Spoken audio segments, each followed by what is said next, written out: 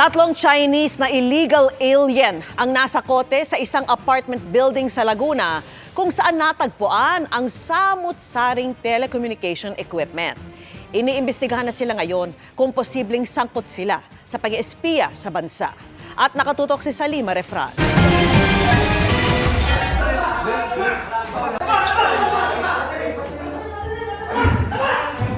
Sa bisa ng mission order ng Bureau of Immigration, sinalakay ng mga otoridad ang apartment building na ito sa Barangay Lamesa, Calamba, Laguna.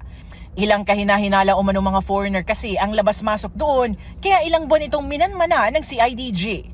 Tatlong Chinese ang inaresto matapos makumpirma ng BI na wala silang visa at immigration permits. Wala rin umano mga kaukulang business permit at lisensya ang kumpanya sa LGU. Ang hinala noong una, baka illegal na pogo habang lugar.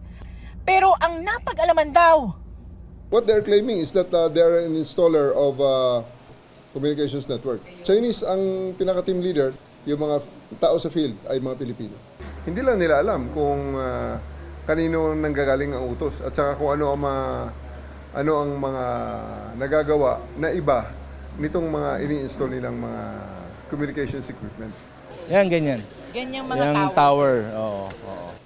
23 Pinoy naman ang isinailalim sa questioning. Nakita rin sa motor pool ng kumpanya ang sari-saring telecommunications equipment tulad ng mga antena, rectifiers at iba pang equipment. Ang isa sa kanila, sinabing nasa linya ng komunikasyon ng kanilang trabaho. Ilan lang ito doon sa mga telecommunications equipment na ikinakabit o ini-install ng kumpanyang sinalakay ng mga otoridad. Ang mga ito, pati na yung mga computer at gadgets sa opisina, isa sa ilalim rin sa investigasyon oras na makakuha na ng kaukulang mga warrant ang mga otoridad. This is telecom communications. Okay, what do you do? What do you do? We are here for the wireless signal provider. Malalimang investigasyon daw ang isasagawa ng mga otoridad, lalo't may mga naarestong mga Chinese national na sangkot umano sa espionage at paniniktik nitong mga nakaraang linggo. Alam mo naman ng communication nandyan yung isa sa mga lifeline. Sa ngayon, ito yung pinaka-lifeline ng isang bansa. Kasi doon dumadaan yung mga transactions, doon dumadaan even yung issues concerning our country, yung national security issues, na i-relay dyan. Ngayon, kung hindi nasalang mabuti yan, at kung may nakikialam dyan, that's the problem.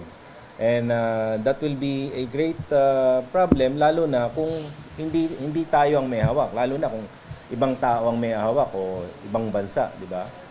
Para sa GMA Integrated News, Salima Refran, nakatutok 24 oras.